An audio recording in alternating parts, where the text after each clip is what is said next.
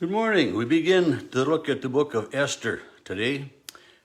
Esther is one of the historical books of the Jewish Bible of the Old Testament, and some scholars believe that the book of Esther is mostly fiction, that it's a combination of some stories that are made up from folklore. But there's a lot of historical stuff going on in here and other things as well. And there are parts of the original book of Esther that aren't included in this book of Esther that's in our Protestant Bibles. So in some, if you have the Apocrypha in your Bible, there may be the additions to the book of Esther in that. Most Apocryphas will have that. Esther, it's got, there's just a lot of stuff that goes on in Esther. God isn't mentioned at all. I mean, you don't ever hear the name God or any, called the God of Israel. But, the Persian king is mentioned, many times. We hear a lot about him, Ahasuerus, or however you want to say his name. And there's a plot that is hatched by a couple people, and there's a Jewish festival that is brought into that the Jewish people have to follow or have to observe each year because of what goes on in this book, and that is instituted or started because of this king who isn't a God-fearing king at all. Even though it doesn't mention God, we can see God's hand at work in and through many things in this book. The main characters are the king Ahasuerus, Esther, who becomes queen, and her uncle Mordecai. So as we begin the chapter 1, we look at chapters 1 and 2 today. And it starts out with, this happened in the days of Ahasuerus, the same Ahasuerus who ruled over 127 provinces from India to Ethiopia. So he was quite a prominent, powerful king to 127 provinces. I mean, we don't know how big the provinces are, but that's a lot of land, a lot of people to be ruling over. And one year he decides to throw this lavish party, and he invites all the dignitaries and all the important people, and everybody comes, and they're feasting and drinking and just having a wonderful time. And the king decides, I'm going to have my wife, my beautiful wife, come and show everybody. Vashti is such a beautiful woman. I want her to come and just kind of show her off for all of these people because she is so beautiful. And I want everybody to be jealous of me and my wife, and la-di-da stuff that way. But the banquet had been on 7 days, and he says there were couches of gold and silver and mosaic pavement and of marble and mother of pearl, and drinks were served in golden goblets, none of which was the same. I mean, you think about that. I mean, I guess in a lot of ways it makes sense that they're not all the same because each one of them would be hand fashioned. But regardless, it's a flagrant display of wealth and everything that way. And Queen Vashti was having a banquet for the women. The king was just the men were at his party, and so the queen had her own party. And then it says on the 7th day, when the king was merry with wine. A lot of things happen when people get merry with the alcoholic beverages that probably shouldn't happen. But he commanded this group of men, the servants of his, eunuchs and stuff as well, to bring Queen Vashti before the king, and to wear the royal crown, to show off her beauty. But she wouldn't come. She said no. She refused the king. The queen refused the king. And so he gets really upset, and he talks with these wise people who advise him. And they say, what should we do with her? And, they say, well, since she disobeyed you, we've got to banish her. We got to show But these women, who's boss? You know, and if Queen Vashti says no to you, just think what's going to happen. You know, my wife's going to say no to me, and it's going to happen all the way down through the kingdom. The women are going to revolt against the men, so boom, we got to punish Queen Vashti so that men can remain in power. You know, ha. I just laugh at that, but it is, you know, none of us likes to have our authority questioned or anything that way, but you know, they say not only has Queen Vashti done wrong, but also to all the officials and everybody.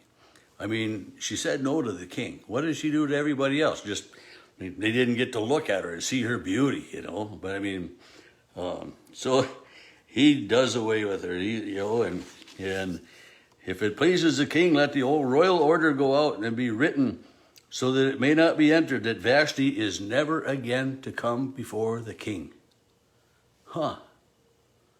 That's quite a way to treat your spouse, isn't it? That she can never, ever, ever again come into your presence? I mean, that's pathetic. But, you know, the king is merry in his wine, and he agrees.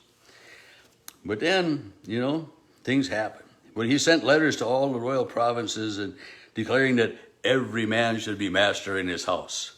And, you know, it's very true that, you know, we make all the decisions as long as it's okay with our wives, right?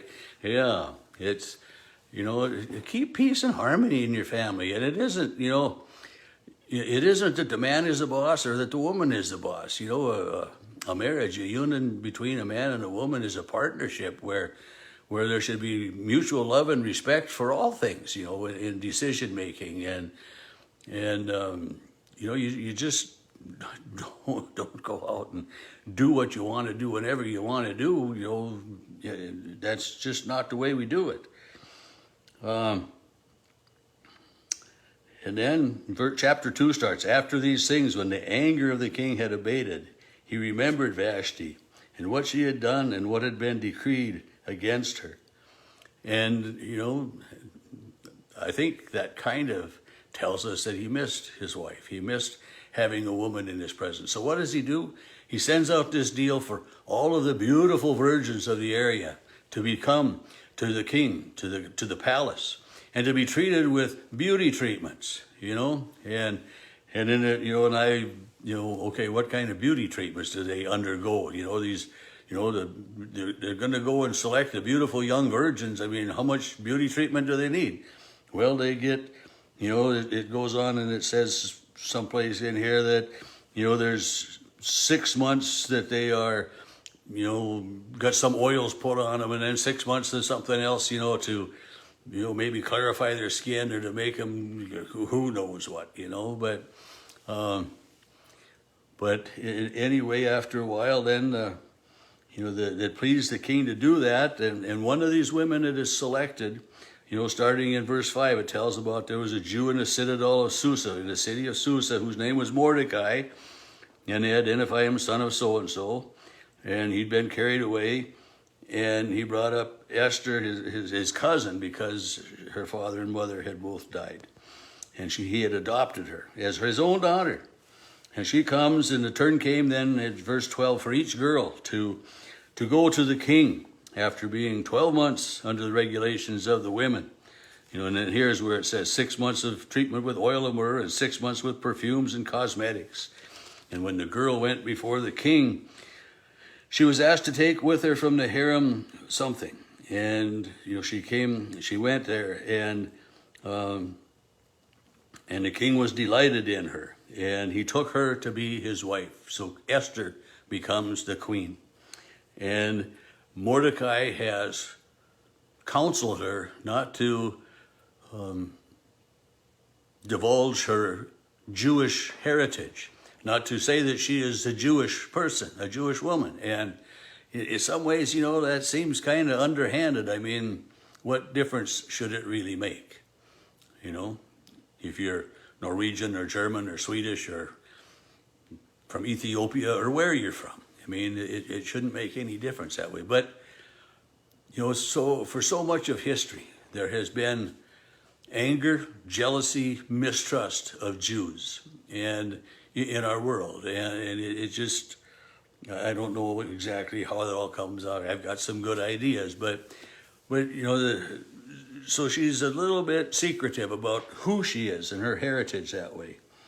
But she becomes the queen, and in verse 21 it says, "In those days, while Mordecai was sitting at the king's gates," because Mordecai stayed there and kind of kept a watch out for Esther. He didn't really trust everything that was going on, and he wanted to make sure of her well-being. He had raised her as his own child.